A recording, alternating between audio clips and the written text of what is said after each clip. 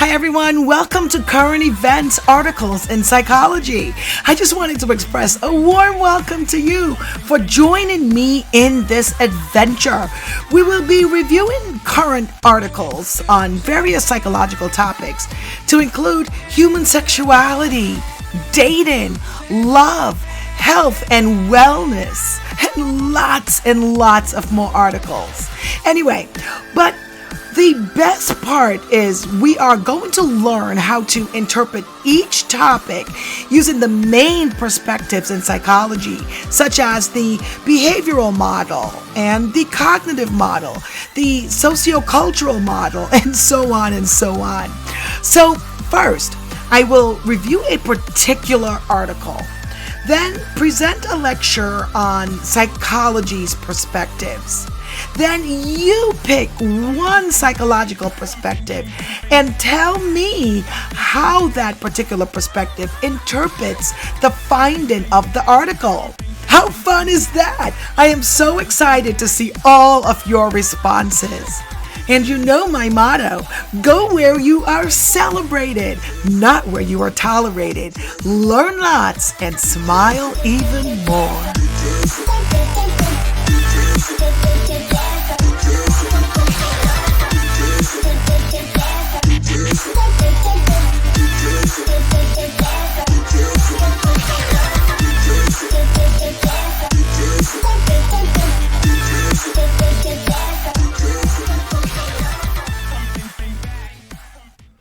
So today's article is entitled, I had an accidental affair with my best friend's husband. Now she won't talk to me. This is by Louise Allingham from Daily Mail, Australia. Ooh, okay, here goes. A young mom was left feeling guilty and betrayed after finding out she was having an accidental online affair with her best friend's husband. Honey Brooks from Victoria, Australia, was gutted to discover one of her anonymous subscribers on local media was in fact married to her friend, and she had met him in person several times. The man subscribed to her adults-only page 6 months ago and spent thousands of dollars on her exclusive content, even signing up to her $3,700 a week girlfriend package. Honey told Daily Mail that her friend found out about her husband's secret when going through his phone and has since cut off all contact with her. On one hand, I felt violated by one of my male friends.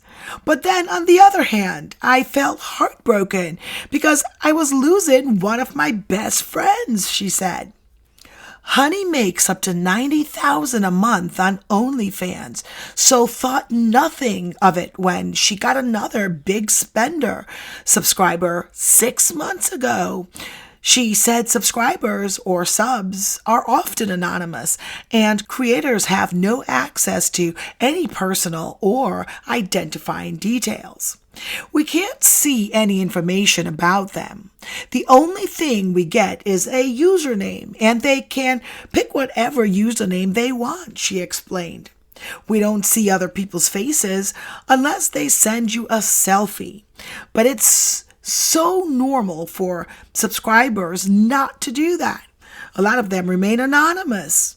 Honey said the subscriber, who turned out to be her friend's husband, quickly bought all of her content and was online every night sending her messages.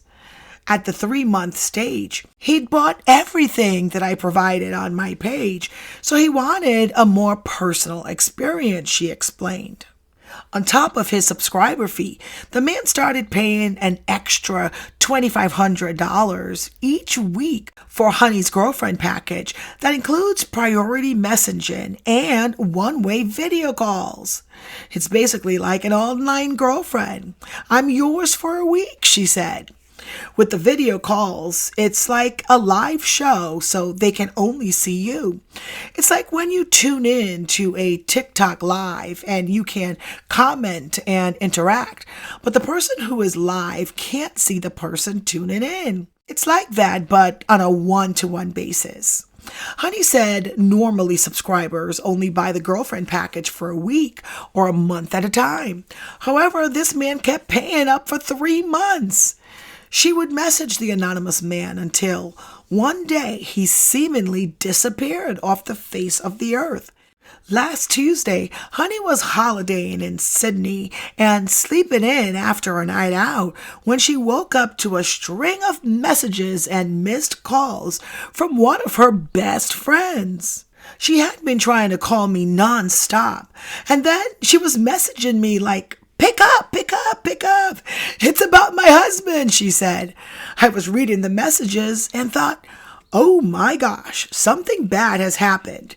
But as I read more, it was about him being on my OnlyFans. Honey called her friend, who was beside herself, and explained her side of the story. When I heard her voice, I realized how serious it was, and my heart just dropped. I asked, "Are you sure he was subscribed to my page like this? Is this real?" It was just like such a shock to the system because we've been such good friends for so long. It was basically like an online affair, so it was like a ton of bricks. Her friend, who knew nothing about Honey's risque side hustle, believed her and arranged to have coffee to talk about it when the mom was back from her trip. However, the next day she completely flipped after her husband lied and convinced her Honey knew it was him all along. She wasn't picking up my calls. I was getting worried because this big bomb had just hit. I kept messaging her, and then she wrote back saying, "I don't think we should continue our friendship." She didn't want to talk to me, but from the details I got from her, she was saying that I knew who he was the whole time. It was pre-planned, and we basically planned everything together. Honey said she doesn't think she will be able to repair the friendship again. The fact that they're still together, I don't think that dynamic will ever continue. "I'm blocked on everything," she said. "Once a cheater, always a cheater, and I'm sure he will show his true colors again. Maybe when he's out of her life, she might come around." So what do you guys think? Who's at fault here? Is it Honey? Is it the best friend? Is it the husband? Is it everyone involved? You tell me. Now, in my lecture regarding abnormal psychology, I want you to think of this article in multiple perspectives. I want you to think of Honey, the OnlyFans model, also the wife who is a new mom just finding out that her husband is cheating. And I also want you to think about the husband who obviously just became a dad and has a family, and he's spending thousands of dollars every month on an OnlyFans page. I want you to be able to understand various concepts from various psychological models. In this lecture, we will review the different perspectives on abnormal behavior. Those in the field of abnormal psychology study people's emotional, cognitive, and/or behavioral problems. Abnormal behavior may be defined as behavior that is disturbing, which is socially unacceptable, distressing, maladaptive, which is self-defeating, and often the result of distorted thoughts, which are cognitions. There are a number of different perspectives used in abnormal psychology. While some psychologists or psychiatrists may focus on a single viewpoint, many mental health professionals use elements from multiple areas in order to better understand and treat psychological disorders. Let us first begin with the medical perspectives. This approach to abnormal psychology focuses on the biological causes of mental illness, emphasizing understanding the underlying cause of disorders, which might include genetic inheritance, related physical illnesses, infections, and chemical imbalances. Medical treatments are often pharmaceutical in nature, although medication is often used in conjunction with some type of psychotherapy. Okay, so those who hold a medical perspective focus on biological and psychological factors as causes of abnormal behavior, which is treated as a disease or mental illness and is diagnosed through symptoms and cured through treatment. Hospitalization and drugs are often preferred methods of treatment rather than psychological investigation. Recent research linking biochemical disorders with some abnormal behaviors has provided some support for this approach. Okay, next, let's move on to the psychodynamic perspective. This perspective has its roots in the theories of Sigmund Freud. The psychoanalytic approach suggests that many abnormal behaviors stem from unconscious thoughts, desires, and memories. While these feelings are outside of awareness, they are still believed to influence conscious actions. Therapists who take this approach believe that by analyzing their memories, behaviors, thoughts, and even dreams, people can uncover and deal with some of the feelings that have been leading to maladaptive behaviors and distress. So again, the psychodynamic perspective proposed as an alternative to the medical approach evolved from Freudian psychoanalytic theory, which contends that psychological disorders are the consequence of anxiety produced by unresolved, unconscious conflicts. Treatment focus on identification and resolution of the conflicts. Now, let's move on to the behavioral perspective. This approach to abnormal psychology focuses on observable behaviors. In behavioral therapy, the focus is on reinforcing positive behaviors and not reinforcing maladaptive behaviors. The behavioral approach targets only the behavior itself, not the underlying causes. When dealing with abnormal behavior, a behavioral therapist might utilize strategies such as classical conditioning and operant conditioning to help eliminate unwanted behaviors and teach new desired behaviors. So, those espousing a behavioral perspective contend that abnormal behavior results from faulty or ineffective learning and conditioning. Treatments are designed to reshape disordered behavior and using traditional learning procedures to treat new, more appropriate, and more adaptive responses.